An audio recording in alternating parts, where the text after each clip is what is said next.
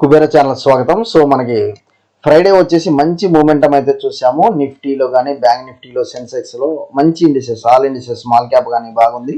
So Nifty 370 points, 375 points అప్తో 25,790 దగ్గర close అవడం చూస్తున్నాము.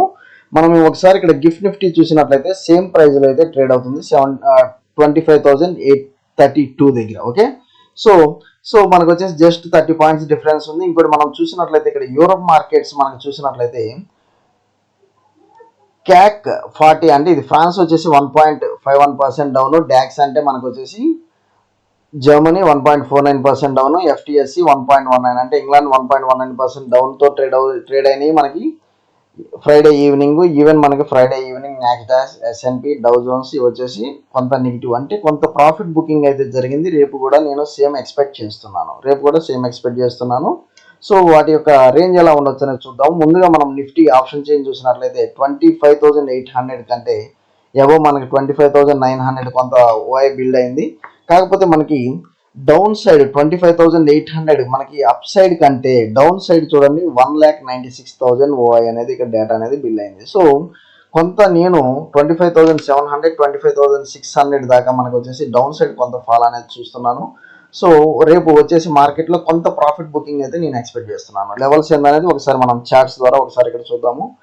మనం వచ్చేసి ఏ రేంజ్ అయితే మనము మొన్న అనుకున్నామో మీరు ఒకసారి ఇది చూడండి. మనకి 20 డేట్ ఇక్కడ చూస్తున్నాము, దాని ముందు వచ్చేసి 19 డేట్. సో మనం ఈ 19 డేట్ ఎప్పుడైతే మనకి ఇది క్రాస్ అవుతూ ఉంటుందో 25,500 లెవెల్స్ మనకి మంచి బుల్ మూమెంటం 26,000 దాకా టచ్ అయ్యే ఛాన్స్ అయితే కనిపించాలి. ఎందుకంటే మనకి 50 బేసిస్ పాయింట్ తక్కువ చేశారు, రేట్ కట్ అనేది చేశారు అన్నట్లుగా మనము చూసాము. కాకపోతే ఏంటంటే ఆ రోజు నిఫ్టీ ఎక్స్పైరీ ఉంది, మార్కెట్లో చాలా మంది రిటైలర్స్ అయితే బాగా బుక్ అయి ఉంటారు. సో ఎవరైతే ప్రాఫిట్ బుకింగ్ చేసుకోలేదో ఈ లెవెల్స్ దగ్గర ఆల్మోస్ట్ కాల్ ఆప్షన్స్ మొత్తము మనకి ఆ రోజు లాస్లే బుక్ చేశారు. ఓకే, ఎందుకంటే అందరూ బుల్లిష్ ట్రెండ్ ఉంటుంది అనుకున్నారు, కాకపోతే ఆ రోజు లాస్ బుక్ చేసి అవుట్ సైడ్కి వచ్చారు. కానీ ఏదైతే ట్రెండ్ మనం ఎక్స్పెక్ట్ చేసామో అది ఫ్రైడే అయితే ఇచ్చేసారు. ఓకే, అది ఫ్రైడే అయితే ఇచ్చేసారు. కాకపోతే ఇక్కడ మీరు గమనించాల్సింది ఏంటంటే నియర్ అబౌట్ 130 క్యాండిల్ వచ్చేసి మీరు చూసినట్లయితే 400 పాయింట్స్ డౌన్ అండి, 25,480 టచ్ అయింది ఇది చూసారా. సో ఎవరైతే ఇక్కడ మళ్ళీ కాల్ ఆప్షన్లో హోల్డింగ్లో ఉన్నారో వాళ్ళకి జస్ట్ అలా చుక్కలు అయితే చూపించేశాడండి ఇక్కడ. సో ఎందుకంటే మీరు ఇంత లెవెల్స్ చూస్తున్నప్పుడు నేను ఒక ఈఎంఏ చార్ట్ ద్వారా మీరు గమనించినట్లయితే మీకు ఇప్పుడు చూపిస్తాను.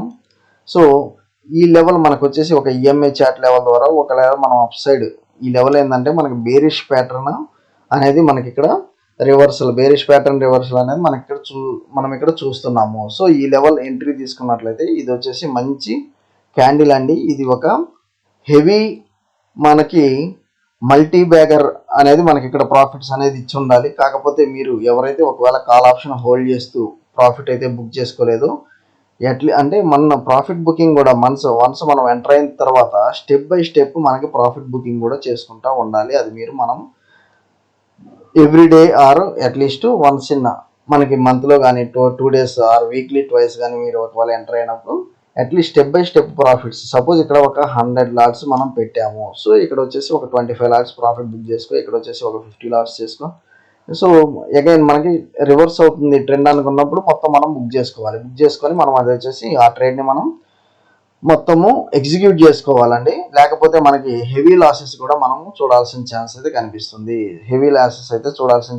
కనిపిస్తుంది. సో వన్స్ రేపు నా ట్రేడింగ్ ఎలా ఉండబోతుందంటే మాత్రం ఈ 25,000 ఏదైతే ఉంటుందో, సో ఈ యొక్క ఫిగర్ ఏదైతే ఉంటుందో నేను అగైన్ ఈ క్యాండిల్ మొన్న మిస్ అయిన వాళ్ళకి మళ్ళీ మనకు వచ్చేసి రేపు ఈ క్యాండిల్ మళ్ళీ పనికి వస్తుంది. సో ఇది కరెక్ట్గా చూడండి 25,778 ఎప్పుడైతే మనకు బ్రేక్ అయిందో డౌన్ సైడ్, నేను ఇది ఈ 25,806 స్టాప్ లాస్ పెట్టుకుంటాను. మీకు క్లియర్గా చెప్తున్నాను, ఇది నా స్టాప్ లాస్ పెట్టుకుంటాను. వన్స్ ఇది వచ్చేసి బ్రేక్ అవుతున్నప్పుడు నేను పిఈ బై చేస్తాను అండ్ నా టార్గెట్ వచ్చేసి ఫస్ట్ 700 దెన్ 600 దాకా నా టార్గెట్ అయితే చూస్తున్నాను.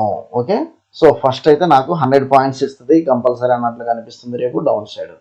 వన్స్ అది మనకి అచీవ్ అయిన తర్వాత అది ఎలా ఉండొచ్చు మనకి రిటర్న్ అనేది మనం ఒకసారి మన వాట్సాప్ గ్రూప్ ద్వారా పింగ్ చేద్దాము. ఓకే, నెక్స్ట్ మనం బ్యాంక్ నిఫ్టీ చూద్దాము. సో బ్యాంక్ నిఫ్టీ చూసినట్లయితే ఇది కూడా మంచి మూమెంటం ఇచ్చిందండి. సో నిఫ్టీ కంటే బ్యాంక్ నిఫ్టీలో ఒక ప్యాటర్న్ అనేది మీరు ఇక్కడ చూస్తున్నారు, డౌన్ ఫాలింగ్ ప్యాటర్న్. మీకు ఒక ఇండికేషన్ అంటే ఇది ఒక ప్రైజ్ యాక్షన్ అనేది మనకి ఇక్కడ ఇచ్చింది. ప్రైజ్ యాక్షన్ అనేది ఇచ్చినప్పుడు మనము ఇలా, సో ఈ యొక్క 53,600 రౌండ్ ఫిగర్ మనకి ఎగ్జాక్ట్ అనేది బ్రేక్ అవుతున్నప్పుడు అక్కడ నుంచి డైరెక్ట్గా 53,102 అంటే 500 పాయింట్స్ 15 మినిట్స్ క్యాండిల్ ఇచ్చేసింది. సో మనకి ఎవరైతే ఒకవేళ పిఈ ఆప్షన్ బై చేసి ఉంటారో ఇక్కడ మల్టీ బ్యాగర్ రిటర్న్స్ అగైన్ ఇమీడియట్గా మనకి వచ్చేసి పాజిటివ్ ట్రెండ్ అయితే క్యారీ అయింది. సో ఆప్షన్ బయర్స్కి ఆప్షన్ సెల్లర్స్కి మంచి మూమెంటం అయితే ఇచ్చింది. కాకపోతే ఏంటంటే రిటైల్ ఇన్వెస్టర్స్ జస్ట్ మనకి స్టాప్ లాస్లు బుక్ చేసుకొని బయటకు వచ్చే రిటైలర్స్ అయితే ఎక్కువ మంది ఉంటారు ఈ లెవెల్స్. ఎందుకంటే ఇక్కడ చూడండి, ఇక్కడ సిఈ అనేది మనకు కొంత ప్రైజ్ యాక్షన్ ఇచ్చింది, అగైన్ ఇమీడియట్గా రివర్సల్ అయిపోయింది. And more over every one వచ్చేసి సిఈ బయర్స్ అన్నట్లుగానే ఉండుంటారు. అందువల్ల ఏంటంటే మంచి లాస్ అయితే బుక్ చేసి ఉంటారు. ఒకవేళ మనకి సిఈ బయర్స్ వెయిట్ చేసినట్లయితే again you have to wait అండి. వెయిట్ చేసినట్లయితే మళ్ళీ వాళ్ళ యొక్క ప్రాఫిట్స్ అనేవి మళ్ళీ ఇక్కడ మనం చూడొచ్చు. ఏదేమైనా కానీ నేను రేపు సెల్లింగ్ సైడ్ ఉంటున్నాను. అది కూడా నేను ఎక్కడ నుంచి సెల్లింగ్, అగ్రెసివ్ సెల్లింగ్ అంటే ఈ 53,600 బ్యాంక్ నిఫ్టీకి వచ్చేసి ఇక్కడ నుంచి మనము టేకప్ చేస్తాను position. Okay, with target of మనకి 53,200 చూడండి. సో నాకు 53,600 700 అనేది స్టాప్ లాస్ పెట్టుకుంటాను. లేదు అప్ సైడ్ మూమెంటం అంటారా, మనం వచ్చేసి నేను 54,000 అబౌవ్ నేను అప్ సైడ్ అనేది ప్లాన్ చేస్తాను విత్ స్టాప్ లాస్ ఆఫ్ ఇదండి 53,950. ఓకే, సో నేను ఈ లెవెల్ 54,000 రౌండ్ ఫిగర్ దగ్గర ఎప్పుడైతే క్రాస్ అవుతుందో సిఈ బై చేస్తాను విత్ స్టాప్ లాస్ ఒక 50 పాయింట్స్. డౌన్ సైడ్ అయితే నేను ఎక్కడి నుంచి అగ్రెసివ్గా డౌన్ సైడ్ అయితే ప్లాన్ చేస్తాను. ఎక్కడి నుంచి 53,600 నుంచి పిఈ బై చేస్తాను. లెవెల్స్ అయితే మీకు క్లియర్గా ఉన్నాయి అనుకుంటున్నాను. కొన్ని ఇంపార్టెంట్ న్యూస్ అయితే మనం ఇక్కడ చూద్దాము. ఫస్ట్ ఐఐఎఫ్ఎల్ అనేది క్లియర్గా గోల్డ్ లోన్ బిజినెస్ ఏదైతే ఆర్బీఐ అనేది పర్మిషన్ ఇంతకుముందు ఇవ్వలేదు, సో ఇంతకుముందు హాల్ట్ ఇచ్చిందో దానికి మళ్ళీ బిజినెస్ అనేది మీరు చేసుకోవచ్చు అన్నట్లుగా మనకి ఇక్కడ చూస్తున్నాము. సో దాని గురించి షేర్స్ ఆఫ్ ఐఐఎఫ్ఎల్ వచ్చేసి 12.3% ర్యాలీ అనేది అయింది అన్నట్లుగా చూస్తున్నాము. సో అది రేపు ఎలా ఉండొచ్చు అనేది చూద్దాము. ఓకే, అది ఎలా ఉండొచ్చు, ఎందుకంటే గోల్డ్ లోన్స్ అనేది బిజినెస్ చేయొద్దు అన్నట్లు ఇస్తున్నారు. సో మళ్ళీ కెన్ నౌ రెజ్యూమ్ శాంక్షనింగ్ అన్నట్లుగా మనం చూస్తున్నాం. Next bank of Japan keeps interest rates study. So interest rates అయితే పెంచట్లేదండి, స్టడీగా ఉంచింది. అది న్యూట్రల్గా మనం తీసుకోవచ్చు. నెక్స్ట్ వచ్చేసి FII single day buying hits 3-year high of 14,000 crores.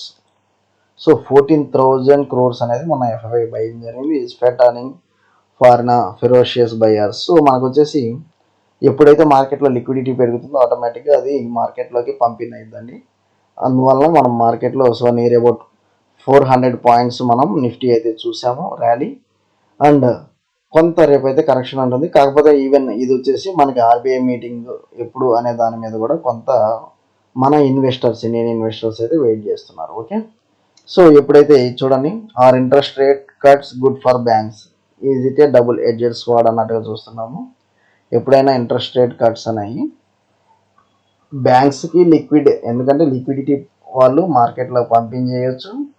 So వాళ్ళు మార్కెట్లో ఇన్వెస్ట్ చేసుకోవచ్చు ఏదైతే ఉంటుంది. ఎందుకంటే బ్యాంక్స్ ఎప్పుడైతే బ్యాంక్స్కి సపోజ్ వాళ్ళు ఏంటంటే థౌజండ్స్ ఆఫ్ క్రోర్స్లో డీల్ చేస్తూ ఉంటారు కాబట్టి ఎప్పుడైతే మార్కెట్లో ఆర్బీఐ కానీ ఏదైనా ఫెడ్ గవర్నమెంట్ ఇంట్రెస్ట్ రేట్స్ తగ్గించినప్పుడు మేబీ 1,000 crores 1 lakh crores అనేది వాళ్ళకి ఆర్బీఐ నుంచి కానీ, సో బ్యాంక్స్ కొంత రిలీఫ్ అనేది వస్తుంది. ఆ అమౌంట్ హోల్డింగ్ అమౌంట్ ఆర్బీఐ దగ్గర మీరు చూడండి, ఇప్పుడు ఆర్బీఐ ఏ బ్యాంక్ అయినా కానీ ఆర్బీఐ దగ్గర కొంత అమౌంట్ అయితే బ్యాంక్స్ పెట్టాలి.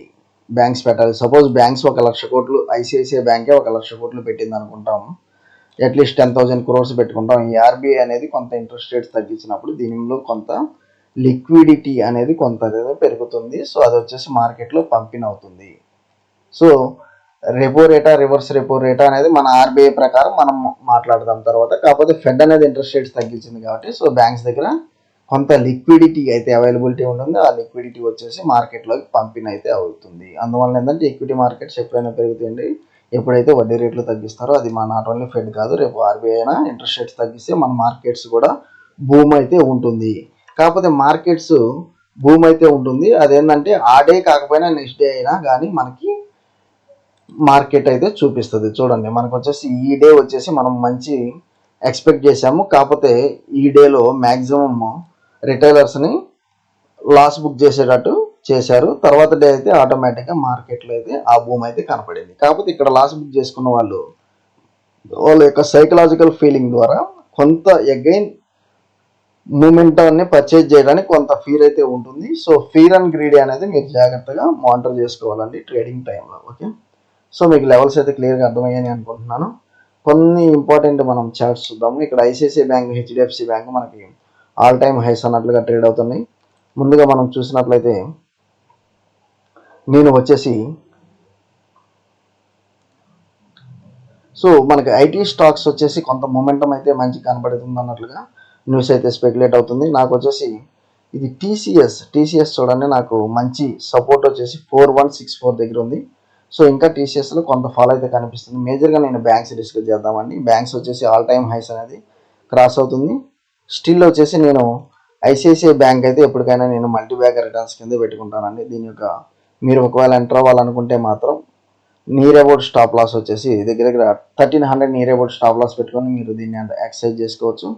నెక్స్ట్ వచ్చేసి హెచ్డిఎఫ్సి బ్యాంక్ వచ్చేసి నేను కొంత సెల్లింగ్ ప్రెషర్ ఉండిద్ది అనుకుంటున్నాను రేపు. సో 1744 స్టాప్ లాస్ పెట్టుకొని మీరైతే సెల్ చేసుకోండి with target of 1720. Okay, IIFL ఇది వచ్చేసి నాకు ఆల్ టైమ్ హైస్ కింద ఇది ట్రేడ్ అవుతుందా లేదా ఒకసారి చూద్దాం. ఓకే, ఐఐఎఫ్ఎల్ వచ్చేసి మనకి చాలా గ్యాప్ ఉందండి హైస్కి, ఆల్ టైమ్ హైస్కి 683, 530. ప్రస్తుతం ఇది ఇక్కడ లెవెల్స్ బ్రేక్ అవుతుంది కాబట్టి మీరు ఇప్పుడు రెడీ టు పర్చేజ్ అన్నట్లుగా నాకు అనిపిస్తుంది. రెడీ టు పర్చేజ్ కాబట్టి నియర్ అబౌట్ మనకు వచ్చేసి ఆల్ టైమ్ హైస్ అనేది మనకు వచ్చేసి టచ్ అయ్యే ఛాన్సెస్ కనిపిస్తుంది. ఫస్ట్ టార్గెట్ అయితే 600 అండి ఐఏఎఫ్ఎల్లో. ఓకే, సో కొన్ని స్టాక్స్ అయితే మనం రికమెండ్ చేసి నేను హోల్డ్ చేస్తున్నాను, అది మీరు గమనించాలి. మేజర్గా బిఎస్సి అండి.